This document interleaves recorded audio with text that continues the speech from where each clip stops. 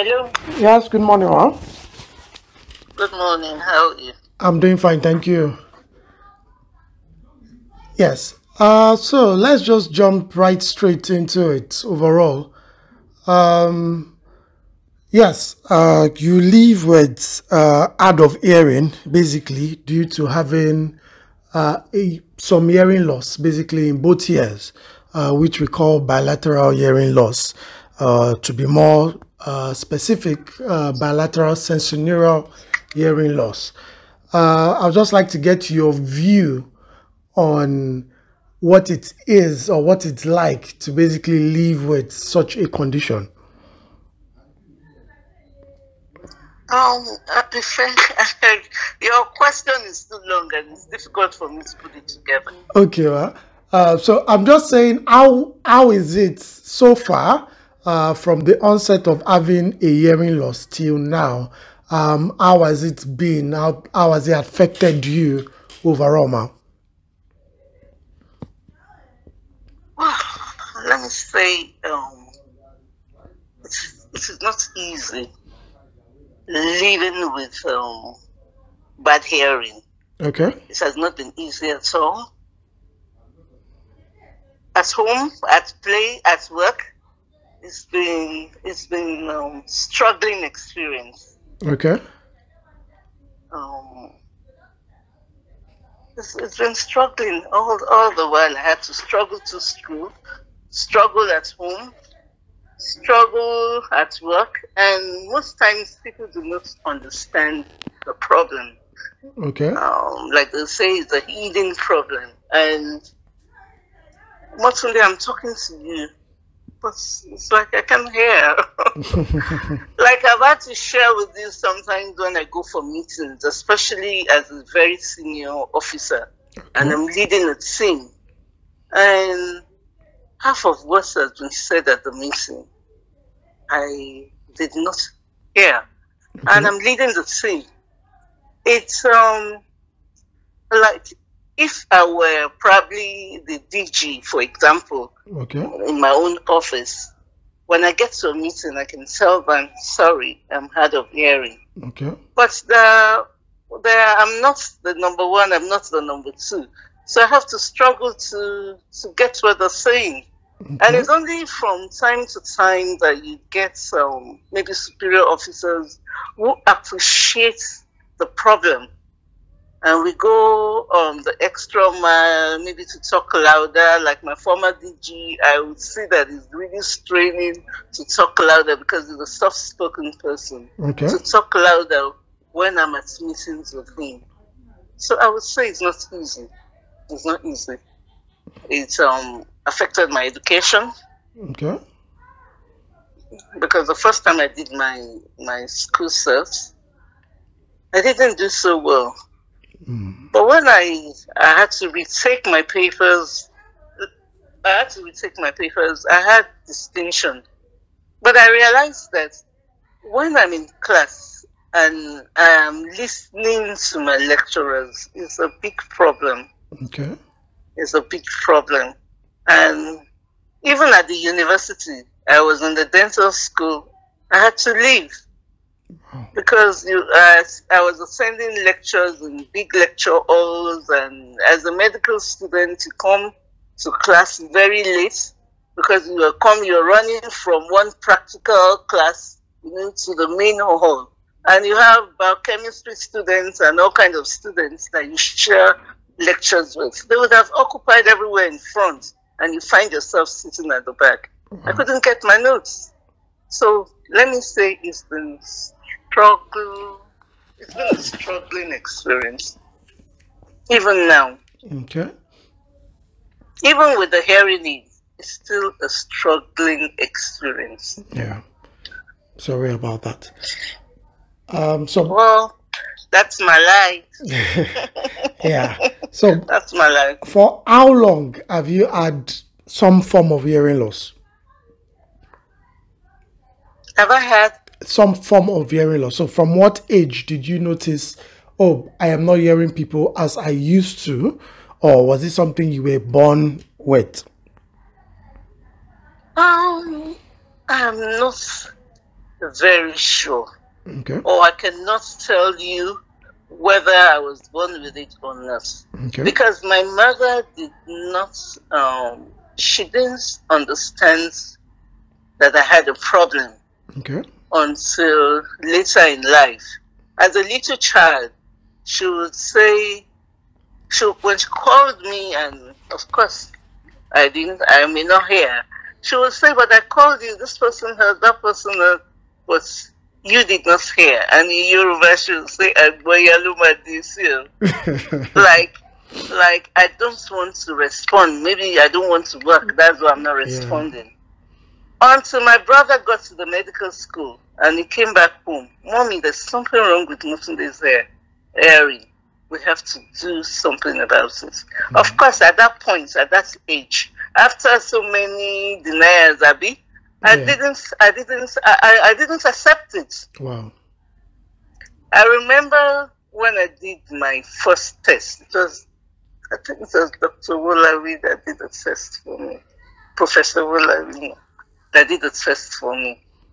And I needed hearing aid. Okay. I didn't go back. And when I finally got the hearing aid, I remember I told him I wanted the smallest, the tiniest ever. Mm-hmm. Because it was a difficult situation for me to accept. Yeah. And even at that, I wasn't wearing it regularly. I'll share a story with you. My brother's wife came to the bank, and I was a teller, and some people were talking to me, I didn't hear. When she got back home, she told my brother, you have to tell Omotunde to wear hearing aids. You know? Yeah. So it was only later that I accepted the situation. Okay. And at some point in time, I told Prof that, look, Prof, I want to hear. You know, when I was going to change my hearing aid, I want to hear. I'm not talking about size or whatever again. I need to hear. Okay. So it's always been a struggling experience. All right. Yeah. So would you say making use of hearing aids helps you overall compared to not using hearing aids at all? Yes, to a large extent. Okay. It has helped. Because sometimes it has helped, except that the feedback makes wearing hearing aids very, very uncomfortable sometimes. But I've also realized that when I feel very uncomfortable and I remove the hearing aid, it's like I hear very little. Okay. So I put the hearing aid back again. So it's not the same as when you're using your natural hairs. Okay. It's not the same, but then it has helped. Okay. It has helped. All right. So, apart from challenges of people not understanding there's a hearing issue or not comprehending that, oh, you may not be able to hear them well, are there any other challenges that being out of hearing also causes overall? Maybe with the use of the hearing aid itself. Okay. Yes, because sometimes you get a lot of feedback, and the feedback itself reduces your hearing. Okay. That is where the use of hearing aid, the feedback reduces your hearing. Like I shared the experience with you when I went for a training in Morocco. Yes. And I could hear clearly. In fact, it's like I'm not sure I've heard like that in a long time. Okay. I could hear clearly with the translating earpiece that we were given. It was so good that I didn't have to turn to hear what was being said behind me. Okay. And I could hear what people were saying at the far end of the hall. I think it was because the earpiece was connected to maybe the microphone or something. Okay. Because of the setting. It was so beautiful. I was like, wow, so I could hear like this. Mm-hmm. I think I know those who are making hearing aids, working to make hearing aids better. Yeah. But I also appreciate the fact that most of them do not have hearing problems. Yeah. And so they can only work with feedback from people like us. Yes. I think they should work towards a situation where you have hearing aids that can be so clear, very clear, like you're hearing naturally, Yes. with very, very, very, very little or no feedback. Okay. I know it may not be an easy situation because it's not like glasses that everybody wears glasses. Yeah. They are probably not experiencing what we are experiencing. Yeah. And they're working with, like I said before, working with feedback from us. Okay. So that's what I would like to say. I think a lot of work needs to be done. Okay. Thank you. Towards stigmatization of hearing aids, of course, as you said earlier on, before you wanted the smallest hearing aid possible, so nobody will see you're wearing it. What advice can you give to other people who wear hearing aids, their hearing aids are basically like decorations in their ear because they just want the smallest thing and don't really care much about the hearing? They just don't want people to see, and they're benefiting very little or not at all from the hearing aid they are wearing. No, my complaint is not even my level of hearing. Okay. My complaint is the clarity Okay. of the hearing aids. Yes. The clarity. Okay. Because it doesn't give you that clarity, the same clarity that you get when you're talking to people one-on-one. Okay. There's always a feedback, and that feedback reduces the level of hearing. You understand what I mean? There's always a feedback. It's not so clear. It's not so clear. It's not that smooth hearing. It does not come with the use of hearing aids. Okay. That's what I'm talking about. I appreciate the fact that I may not hear the maybe very low sounds, and there are some kind of sounds that I do not hear. I know that because sometimes when such sounds are made, I don't hear anything, and the other people around me are hearing something. So I know that. I appreciate that. Okay. But it's the clarity, that clarity. A lot of work needs to be done there. Okay, so that's let me say a feedback we can give to the producers of hearing aids to try and put in more technology or put in more funds into R&D for hearing aids in general overall. So what about for people who have a hearing loss or hearing difficulty that don't use hearing aids? Do you have any kind of advice for them or any kind of words to basically tell them maybe you should not use hearing aids or to use hearing aids? Okay. Let me get your question right. Okay, so there are some few people who don't make use of hearing aids, but they have some hearing challenges, or they don't want to wear hearing aids because of the stigma attached to hearing aids overall. Maybe they are young and they feel like, oh, hearing aids are for older people or for the elderly. I don't want anybody to see me wearing such. What would you tell them? What would be your advice for people like that? I think I think the problem itself is our environment. Okay. A lot of people do not understand or do not appreciate. How would I say it? Glasses is accepted. Everybody has accepted glasses. Hearing is not accepted. Hearing problem is not accepted in our society.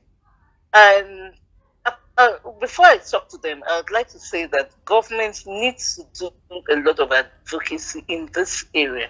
Okay. Because I know it was only some few years back that Starkey helped get a policy on hearing. And I'm sure after the launching of the policy, I'm not sure anything had been done. I'm not sure, I don't know. But to people, I think they should realize the fact that hearing Okay. is more important than what people say. I've gone through it before. It's like, it's embarrassing. Hey, I don't want to wear the hearing aid. I'm the only one wearing hearing aid. I'm the odd one out. Yes. But then, if I'm hearing, people will not even notice that I'm wearing hearing aid. Okay. But if I'm not hearing, I become the odd one out. After some time, people get used to the fact that, oh, she wears something. Everybody knows she wears something. Yes, So and it they is more forget about it. important for them to hear.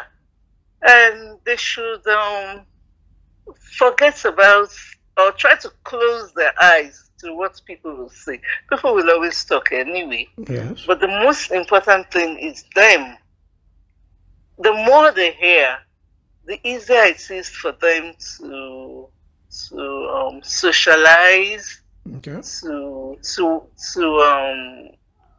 express themselves. Because if you don't hear what the other person is saying, how do you want to respond? Yeah. And when you're not responding, you become odd. Yes. So they should forget about what the society says and concentrate more on their own ability to hear better.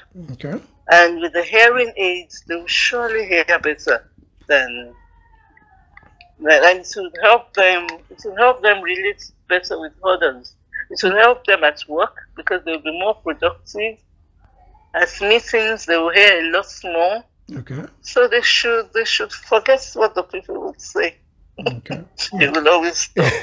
They should think of themselves and the advantages that comes with wearing hearing aids. Okay.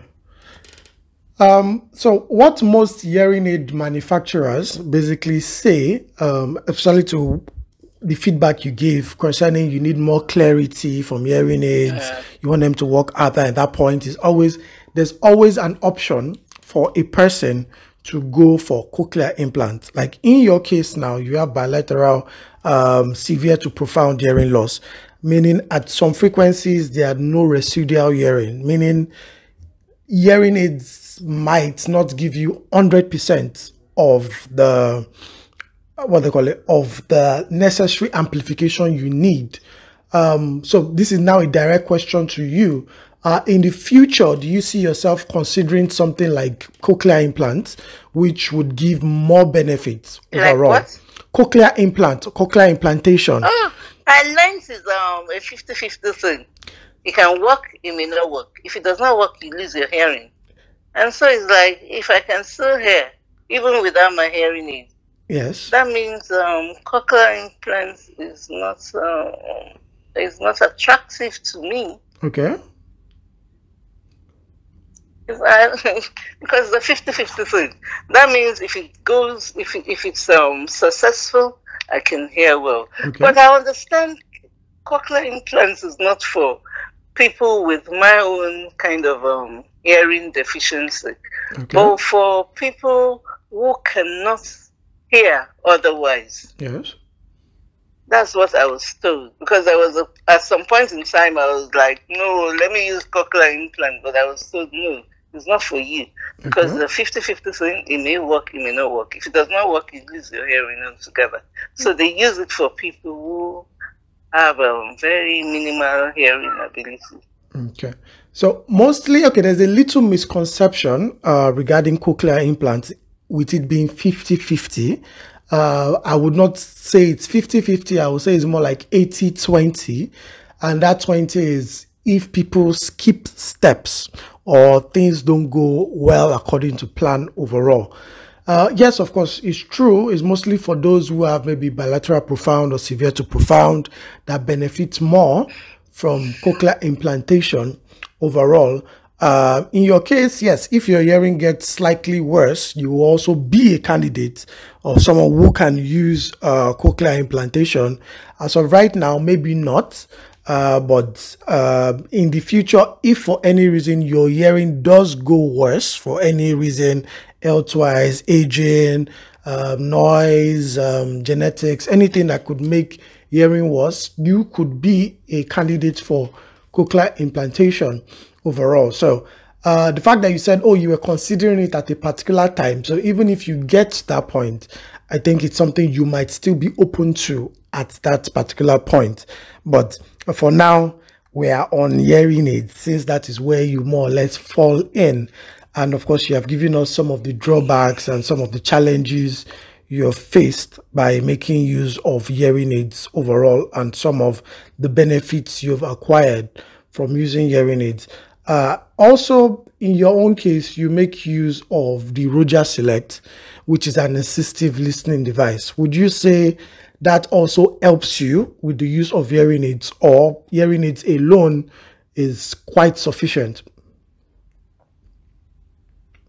Wow, you've said so much, I'm struggling. I'm sorry about that. Okay, so now to rephrase, or to let me say, to break it down, you make use of hearing aids and Roger Select. Would you say the Roger Select helps you also, or would you say the hearing aid does most of the helping you need? I don't understand the question. Okay, so in your case, you make use of a hearing aid and an assistive listening device, Roger Select. They work hand in hand, but in few scenarios or situations, you make use of the assistive listening device. Would you say you get any better performance from making use of that than just making use of the hearing aids alone in such environment? Okay, you're talking about the Ruger? Yes. I had to stop, like the experience I had at Morocco. Okay. When I was using the Ruger. Yes. And I was really struggling to, because the feedback was so much. Okay. The feedback was so much. I was to even hear the facilitator was very, very difficult. Okay. So I thought, there was a break, and when I came back, I saw that I could hear the facilitator better without the Ruger. Okay. So I stopped using the Ruger, and then I also realized that my mode is not very good. Like, we understand what happened. Yes. And I want to change my mood before I use the Ruger again. Okay. Because the feedback is so noisy and very, very uncomfortable. Okay. And I know that I really can't judge if the Ruger is good or not until I solve the problem of my mood. Okay. So I want to solve the problem of my mood, then I'll go back to using the Ruger. Okay. So I can't say anything about the Ruger now. Okay. Because I had to stop using the Ruger because of the discomfort from the feedback. Yes. So you're literally also saying that a bad mode can also add to the difficulties of making use of a hearing aid or an assistive device itself, yes? Yes, yes. Okay. Yes, because it's like the feedback is so much, it makes no sense of everything. Okay. And the noise is so much. Yeah. Like, I put on my hearing aids sometimes, and the feedback is so much, I feel like removing it. Okay. You get what I mean? Yeah. Because the feedback is very, very uncomfortable. And you're hearing it's not easy. Yes. It's not easy. Sometimes I even wonder whether the noise from the feedback can even affect my hearing. Okay.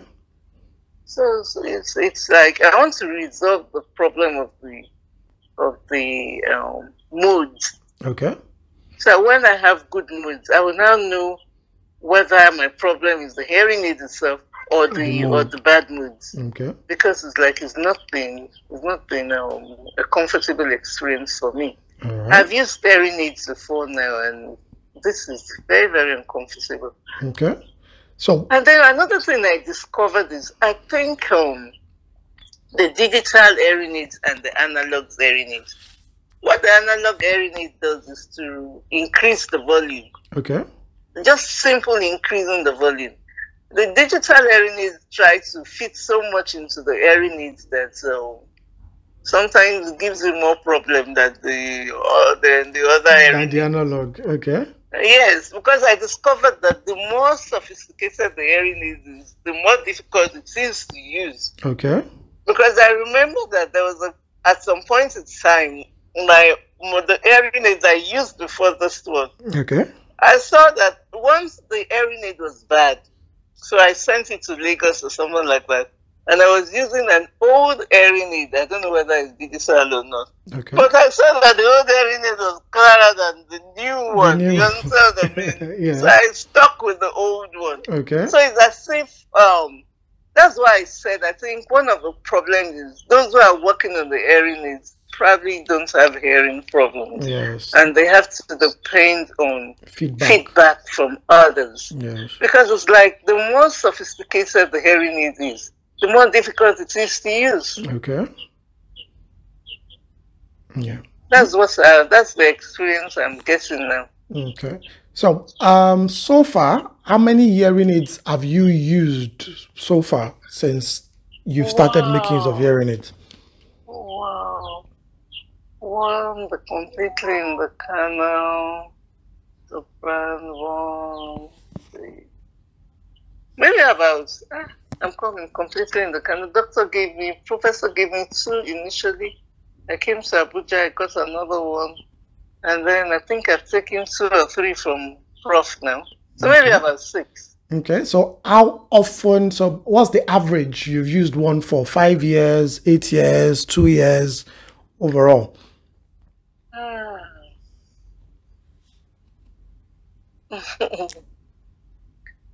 Well, I don't know.